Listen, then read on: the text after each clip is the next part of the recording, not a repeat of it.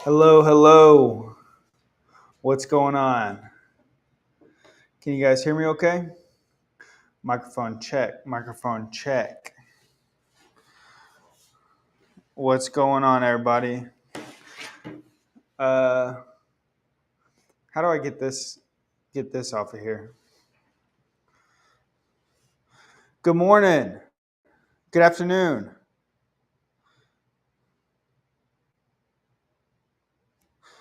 Today we're going to be talking about the entrepreneur method and making money in real estate. All right, we good to go? We're going to need to turn it around because all this is written backwards. All right, so welcome everybody. Today we're going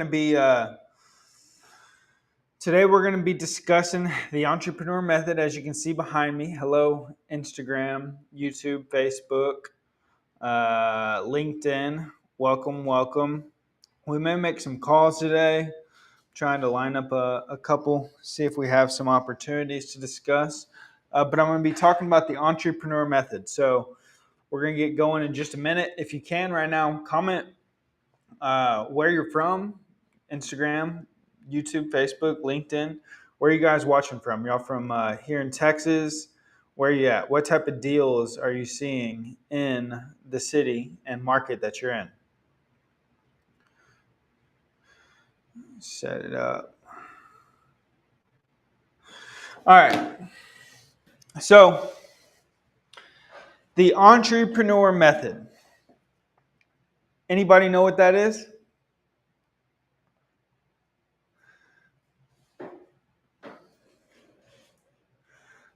Marketing's stressed out over here today. Can we see any comments?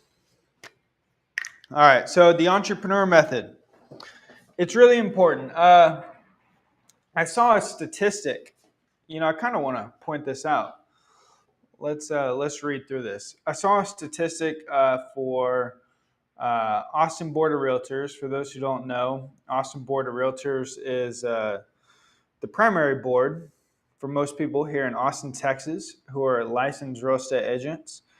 And it was talking about the stats of real estate agents that are part of the board since the beginning of January. So there's, let's just call it 20,000 realtors, slightly below that, but there's 20,000 realtors who are part of the Austin Board of Realtors, and 50% of them, well, let's just call it like it is, 48.3% of these realtors have sold. Guess how many? How many homes have 48.3% of the realtors who are part of Austin Board of Realtors, sold in 2023? Anybody?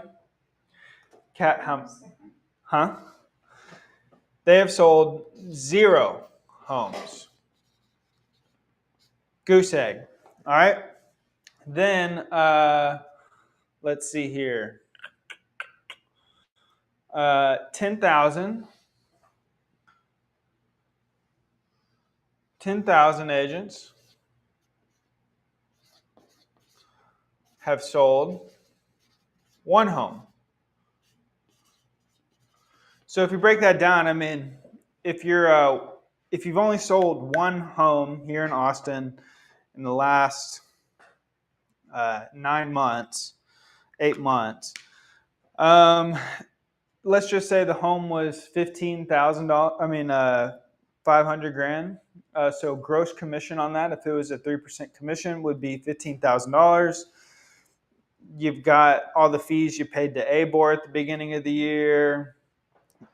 You're likely paying for, other stuff, a part of your business. Your broker's probably going to take a cut out of that. Even if you're at one of the flat fee models, they're still taking a portion of your commission. You probably had monthly fees that you paid along the way. And let's just say you made 13 grand. That's not including all the expenses that you paid for so far throughout the year. So 13,000 divided by 8. That means you're making about $1,600 a month. Where's the rest of the stats? 6,500 agents have sold 2 homes. So that means they're making approximately about $3,200 a month over the first 8 months of the year. 4,600. Can you see the bottom of this? Yeah. 4,600 have sold 3 homes. All right, so now you're up to about $5,000 a month, give or take. Yeah, that's close to accurate. All right, only 1,400 have sold approximately about 1 a month.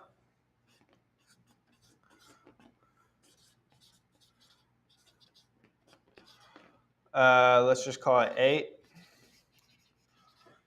And then what was the other one? And only 394 out of the 20,000 have sold about 14 homes. 14 homes. So, all right, so let's look at this.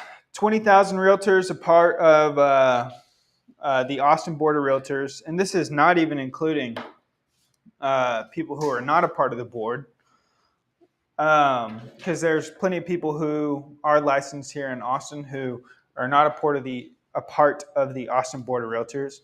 But this is just out of the agents who are a part of the Austin Board of Realtors. 20,000 of them, 48% of them have sold 0 homes. 10,000 of them have sold only 1 home over the last 8 months. 6,500 of them sold 2 homes. 4,600 sold 3. Only 1,400 have sold 7. And 394 of them have sold a minimum of 14 homes over the last 8 months. And if you did that, then you're in the top 2% of these realtors. So what does this tell you? I'd be curious to know your thoughts in the comment section.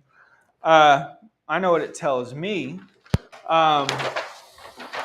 Most of the people who are a part of ABOR, almost half of them aren't making any money as licensed real estate agents. There's a lot of licensed realtors all throughout the United States, and almost half of them don't sell anything or don't make any money. So what I want to talk to you guys about today is the entrepreneur method. So being licensed is not good enough. It's great representing buyers, sellers, tenants, landlords. You should absolutely do that.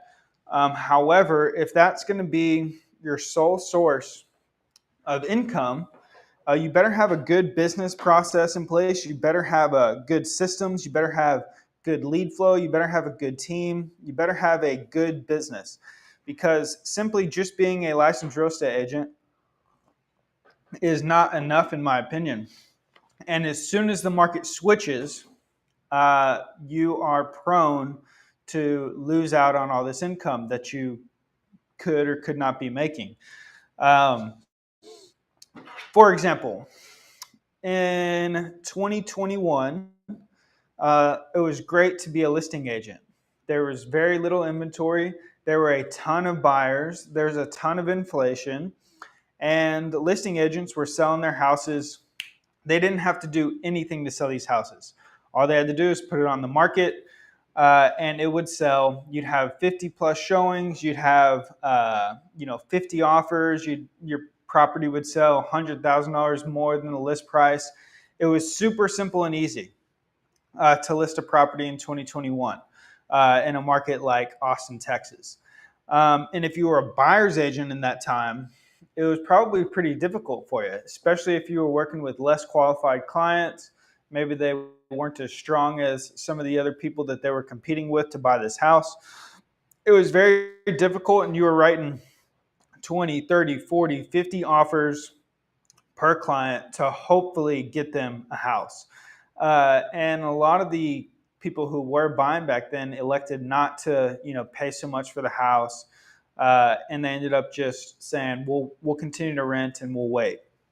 So back then, it was really hard to be a buyer's agent. It was great to be a listing agent. Middle of last year, that switched, and it was tough to be a listing agent. Your house is sitting on the market, inventory is rising, values are decreasing. There's not that many buyers out in the market looking for homes as interest rates were rising. But if you were a buyer's agent, it was great because you had a lot of inventory to choose from. You had a lot of leverage. You could get seller concessions. And my point in saying all this is if you're trying to just be one thing, if you're trying to just be, a great listing agent, it'll be good and it'll work for as long as it does. And if you're trying to just be a great buyer's agent, same thing. It'll be good and it'll work for as long as it does. But when the market shifts or something changes, you as well are going to have to change your strategy and your business. And being a licensed realtor, I think this is a big misconception with people who get their license. They think, I got my real estate license. I'm going to make a ton of money. I'm going to work on my own schedule. I'm going to be free. I'm going to be this business owner. I'm going to, do all these things. They go through real estate school. They get their real estate license. Real estate school teaches them absolutely nothing about being a business owner and how to generate business and how to run a business. And then they get into, the business and they have zero leads. They don't know how to properly set up a business. They're getting lost and kind of confused in how to operate and how to do things. And this is why we preach the entrepreneur method. Do we have any comments, Kat? I can't see your comments. Kat's got to read them to me. This is why we preach the entrepreneur method. If you should be aiming to be a real estate professional. All you wholesalers out there, investors, licensed agents, whoever you are, is this the original one where it's got my notes on it? I wonder if I can find it versus redrawing it. I'm going to try and find you guys my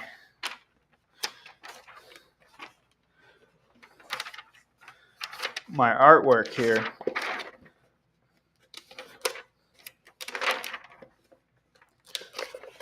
Comment below. What do you think about those ABOR stats? Is that interesting or what? And where are you at? Are you licensed? Are you part of ABOR? What percentage are you in? Must be further. Oh, here we go. All right. All right, so found it. All right. Licensed agents, wholesalers, investors, flippers, buy and hold investors. What you're trying to do, if you're only focusing on one thing, is you're trying to meet all the. So this right here, this is a pie chart of motivated sellers. So every seller is different. If you're a licensed agent and you were taught to go speak to people who want to sell their home or their property, and you're going into a listing appointment, you were probably taught to approach them and teach them or tell them how to list their property. This is the solution. Hey, my name is Alex. I'm a licensed real estate agent with TRE. This is what we do. Here's how we market. Here's how you should sell your house. Here's how quick we're going to sell your house. Here's all this market data. Here's this cool little presentation I made. Here's why I'm better than anybody else that you're going to speak to. Blah, blah, blah. Let me list your house. I'm going to put it on the market. We're going to get it sold. You're going to pay me 6% commission. Part of that's going to go to the buyer's agent. And here is the only way to sell your house. That's what real estate agents are telling sellers. Wholesalers, they're going in and they're telling sellers that the property is in really bad condition. There's no way a listing agent's going to list it. It needs a ton of work. You're not going to be able to sell it at retail or market value. You could if you put this much money into it. But hey, I'll solve this problem for you. I'll pay you 50% of the ARV. Here's my cash offer. Sign this contract. And then the wholesalers are going to go try and find an investor to buy it at a marked up price. Listing agents, wholesalers, people coming in talking about seller finance, which is not going to work for a lot of people. Buy and hold investors, fix and flip investors.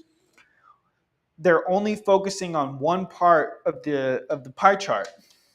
And this is why, they don't get most of the deals that they find.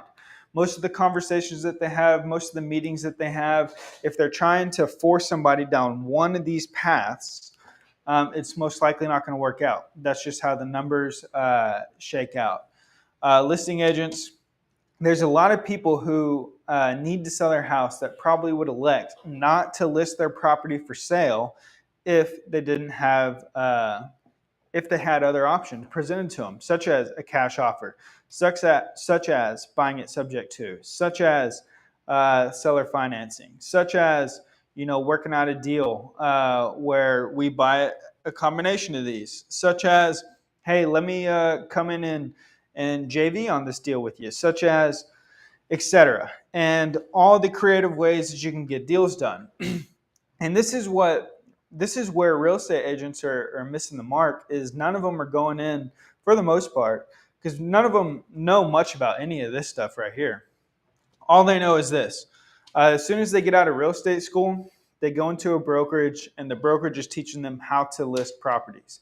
The brokerage is not teaching them how to wholesale deals, how to buy deals subject to, how to structure seller finance deals, how to structure a good buy and hold rental, how to fix and flip a property, how to speak to a seller about JVing and partnering with them, how to identify a property that is better used for future development. Brokerages are teaching them how to go in and list properties. And so all those 20,000 agents who are a part of ABOR, most of them probably don't know much about any of this right here. And that's where the disconnect is. And that's where, I feel like they're failing. If they did know how to do all these other things, they'd get way more deals done, and they'd truly help out the seller that they're speaking to. Because again, like I said, most sellers probably would elect not to list their property if they were given another option. Same thing goes for wholesalers though. When wholesalers are going into these appointments and they're talking to these sellers, they're only offering a solution such as a very low cash offer. And that's not going to work for most people. They're missing out on all the opportunities that they would have listing the property, which do come. They're missing out on all the subject to and seller finance. They're missing out on all the buy and hold deals. They're missing out on all the fix and flip deals.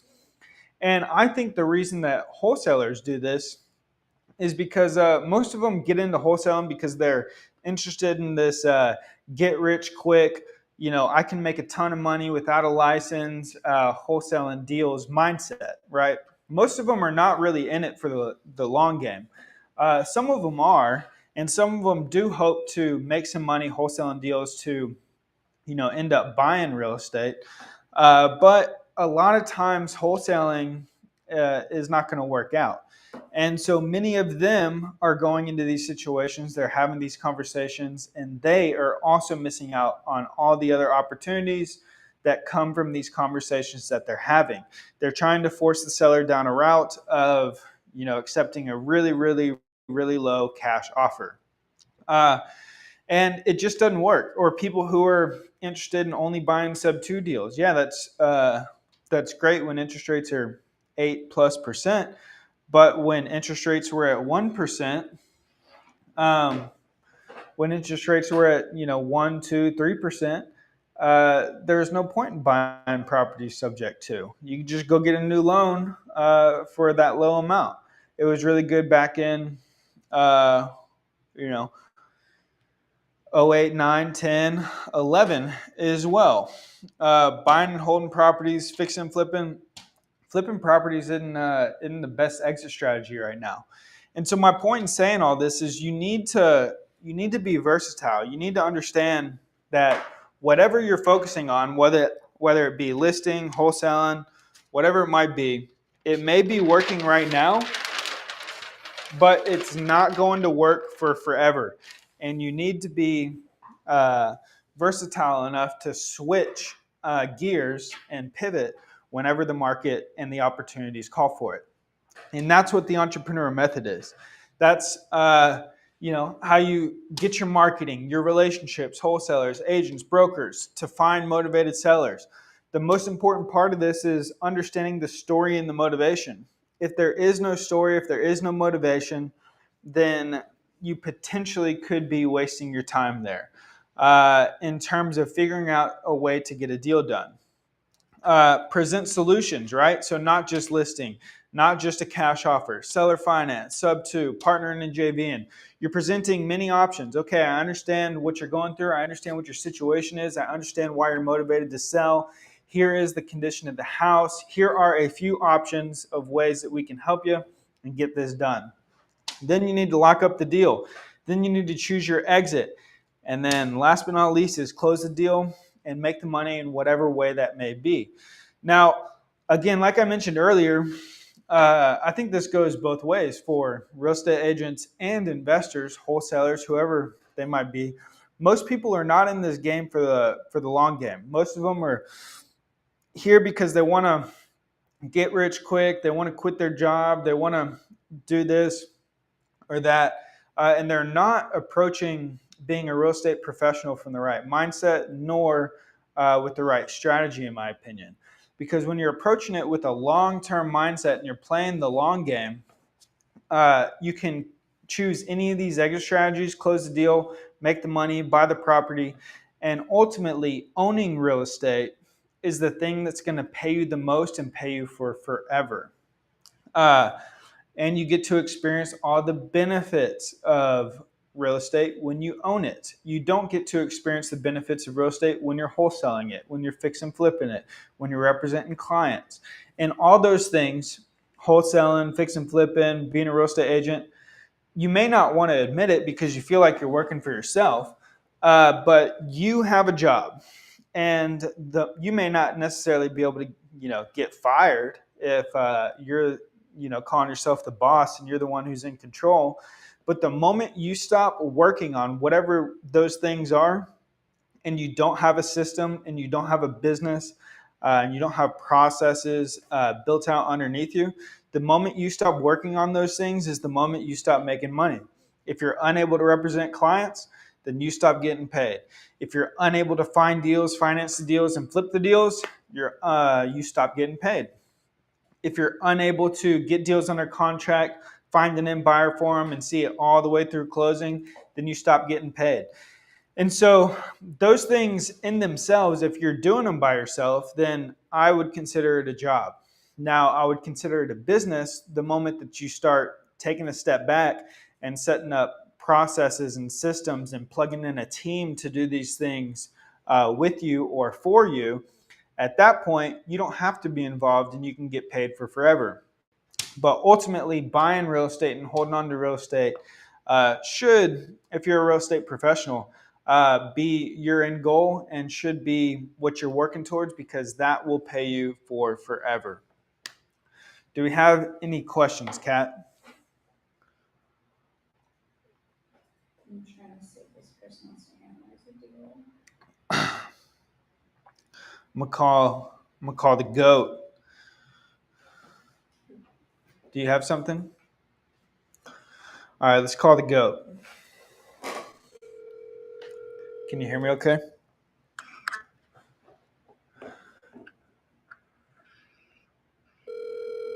I'm calling the bank. What bank? We are sorry. There is no one available to take your call. Please. The bank that the 7-Eleven was under. I got you. Where's that one at? Austin. Hey, Rob, Howard Lane. introduce yourself real quick. You're on Facebook, YouTube, LinkedIn, Instagram. Robert McLeod, PRE agent, analyst, just trying to get some deals done. Looking all around. Wears flip flops while using his Traeger. Yeah, easy going. Easy going. I'm not high maintenance, so you just gotta. All right, so what are we looking at? You got the 7-Eleven? Yeah, it's a 7-Eleven in let's see, Howard Lane, Austin. So according to CoStar, and I called the broker, so I'll give you the number, but I want you to call because just to kind of come at it from a different angle. But the maturity date of the loan came due in July. Mm-hmm. So the broker told me, he said, I asked why they're selling, and they have a bunch of different properties. So it could be, and a lot of them are like Dollar Generals. I think this is the only 7-Eleven, but they're trying to split them up. Mm-hmm. The wife's husband died. He ran everything. She's trying to get rid of it. I asked him, does she have an assumable loan? And that's when I already knew this, but I just asked him, and he's like, well, the loans come due. Yeah. So I was like, okay. And I said, well, your price is a little bit too high. And I said, I don't think a bank's going to lend on this. And he said, well, we're looking for a cash buyer. Yeah. So I don't know what they're going to end up doing here. I don't know if she's looking to refinance right now or talking. That's why I was just trying to call the bank to see what they had to say, but they didn't answer. All right. Well, you have a number. It's got 151 NOI. It's a triple net lease from the 7-Eleven. I think there's like 5 years left. They want $3.62 million for it. The current balance on the loan is 1.5. So yeah, it's just some information, and then I'll give you the guys. The broker's out of California, which is also weird. Someone with all the executive vice presidents. Yeah. We got a ton of vice presidents. Right. So, all right. Here, I'll just text you the cell number. Okay. His name's Eric.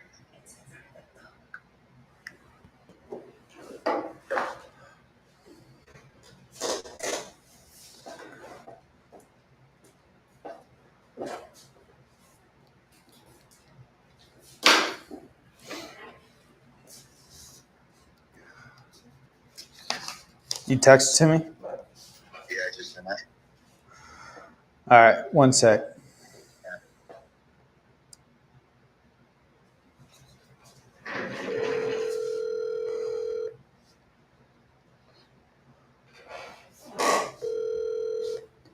Is there? Hey, Eric. Eric, can you hear me? Yeah, Tim. Okay, great. Hey, my name is Alex Coffman. I'm calling about the property you got over on Palmer Lane, the 7-Eleven.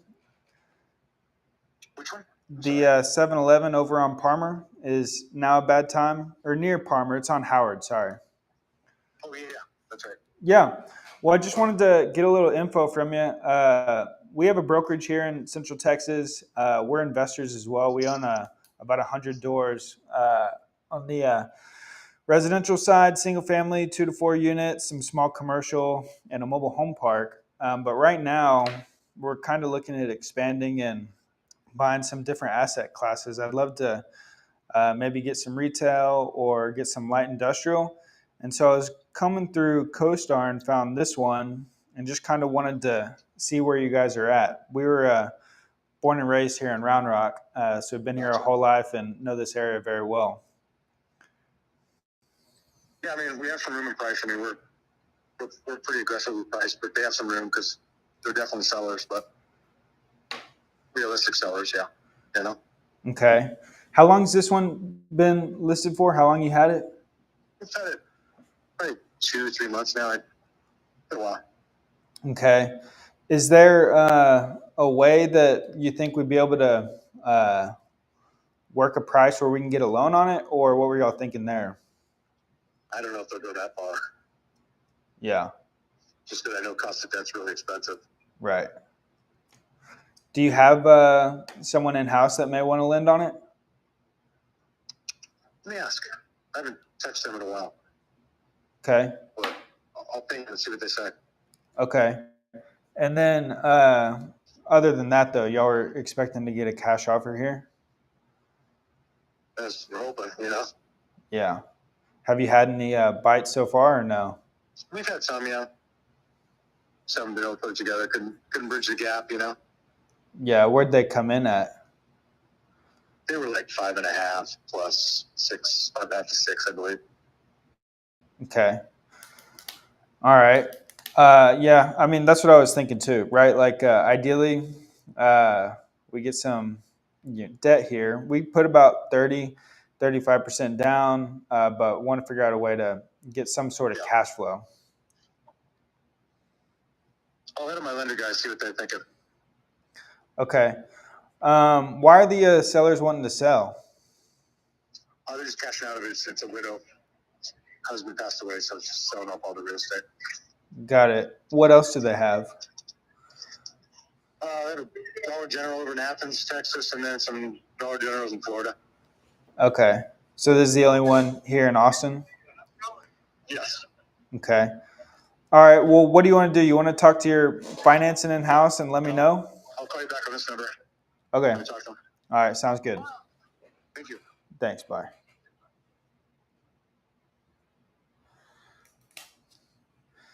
What do you think, Rob? He knows it's unrealistic. Yeah. So They're hoping. if he was getting offers at a 6 cap, what price was he getting the offer at?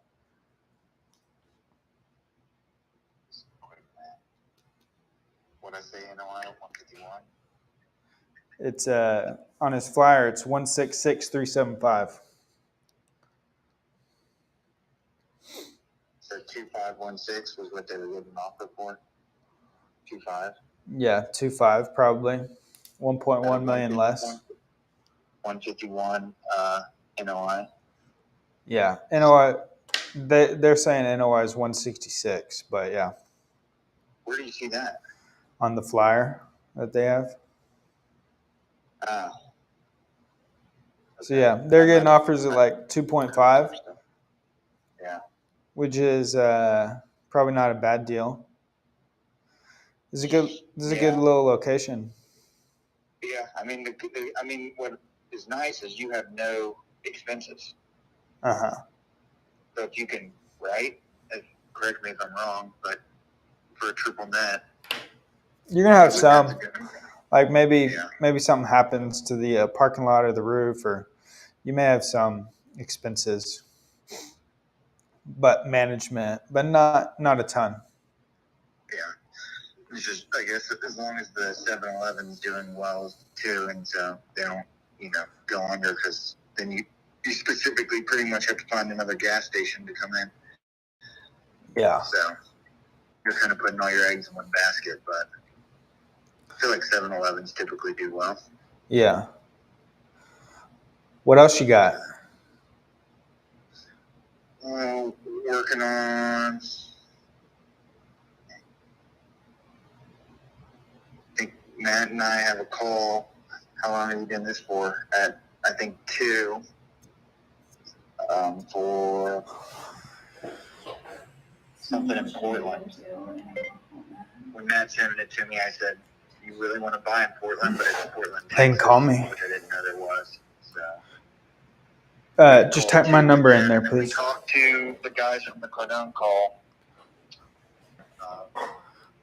Looking to, they need help with investing.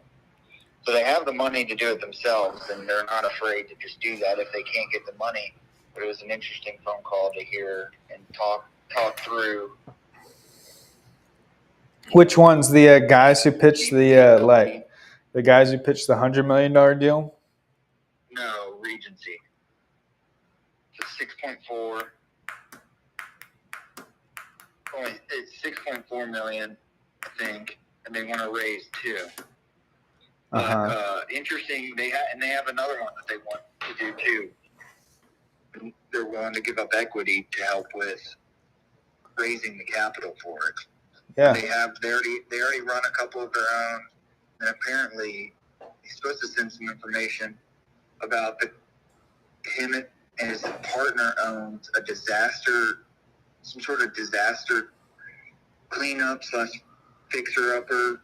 They go in after natural disasters and rebuild. That I guess apparently does $60 to $70 million a year. So it's just I guess an interesting phone call. And then other than that, I'm looking in San Antonio. And then What are you looking for? Just some sort of income producing property. Tell the people viewing. You got 5,000 people watching you right now. Tell the people viewing right now what you've learned over the last 6 weeks. The main thing is the follow up. I think that's where a lot of it gets dropped off and lost, and it's the hardest part to do because the spreadsheet I'm looking at right now, we have it's up to 130 different properties or deals that we're looking at currently. And normally on your first offer, most of the time it's not going to go through, but it's the continuous follow up, week after week or every couple of weeks, asking them how is it going, how's it doing, because I think the main thing I've learned is that sellers right now are unrealistic. Yeah. Completely unrealistic. I mean, you just heard it from that guy. He understands it's priced too high, but they're just expecting somebody to come in with cash and buy it. But if you're trying to expand your net worth, you don't want to just below $3 million when you really only have to put down 20% on something. Yeah. You can buy more. And you don't want to overpay by a third. Right. That too. So I think the big thing is, I don't think sellers have realized yet the market we're in. No, I mean they know. Yeah. They just don't think they're at that point yet. Yeah. I think it'll, but that's the key with the follow up is, most of these properties that I follow up on, no change. We still have it. It's like, all right, well, our offer's still there. Yeah. And it's, this is 2 months later. So eventually, we're going to be the only ones with an offer on the table. And then that's when you make the money. That's right. So. All right. Good work, Rob. Say goodbye to your followers. See you later. All right. Bye. Are they going to call in? All right. So, entrepreneur method. You need to. Did I move or did the camera move? You need to learn to be versatile. You need to learn how to have these conversations. I would like to buy that 7-Eleven if we could, if the numbers made sense, but they don't right now. We're looking for commercial multifamily. We want to buy more deals. For those of you who have deals, you want to partner, you want to send them to us, please do. Let me show you where to do it. You can fill out this form on our website. Hopefully you guys can see, yeah. Go to our website, teifkerealestate.com, go to Investors tab, click Submit a Deal. Come in here and send stuff to us. We want to partner with you. If you're wholesaling it, submit it here. If you need help moving it, let us know. If you want us to partner with you, or if you want anything at all, submit the deal here. We want to buy more real estate with you guys. We want to help you out. Put your name in, address, how the deal is sourced, what's the motivation, how we can make a profit, asking price, ARV, repair, what's the story, is it under contract or not, and then submit it. Submit the deal. We're excited to buy more real estate with you guys. There's a lot of opportunities right now, but you have to get out there. You have to find them. If you need help, let us know. This Thursday at 6 p.m., August 31st, we're putting on a webinar to show you the entrepreneur method, to show you how Matt and I built a $20+ million portfolio. We didn't come from money. We didn't come from a trust fund. We didn't have the greatest credit. We didn't have a ton of capital. but we knew the entrepreneur method. We were creative, and we figured out a way to get deals done. And we partnered with people. We got a lot of great partners that we bought deals with over the years. But we're going to show you how you can also build a real estate portfolio from scratch. You don't need all those things. All the limiting beliefs in your head that are telling you, you can't invest in real estate because, or you can't buy a deal because, or you can't do this or that because you don't have this. It's all false. You don't need any of those things. All you need is knowledge, work ethic, and you may need a partner. So join the webinar this Thursday, August 31st at 6 p.m. We're going to show you how to build a real estate portfolio from scratch. If you're interested in the Entrepreneur Real Estate Workbook, this is a book we give away for free. All you need to do is pay for the shipping. We'll send you this along with an 8-hour-long training. The training covers everything in this workbook.